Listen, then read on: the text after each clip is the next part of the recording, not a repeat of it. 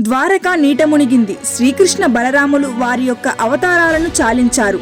ద్వారక నుండి తిరిగి వచ్చిన అర్జునుడు ఈ విధంగా తెలియజేశాడు ధర్మరాజుకు, మన యొక్క రాజ్యాన్ని సంపదను త్యజించాల్సిన సమయం వచ్చేసింది. అప్పుడు వెంటనే ధర్మరాజు తమ తమ్ముళ్ళు అయినటువంటి భీముడు, నకులుడు, సహదేవులను పిలిచి జరిగిన విషయాన్నంతా తెలియజేశారు. ఆ తరువాత శ్రీకృష్ణుడి యొక్క మనువడు అయినటువంటి వజ్రుడిని ఇంద్రప్రస్థానానికి రాజుగా ప్రకటించాడు. కురువంశంలోని ధృతరాష్ట్రుడి యొక్క చివరి వారసుడిగా మిగిలిన యుయుత్సుడిని పట్టాభిషక్తుణ్ణి చేశాడు.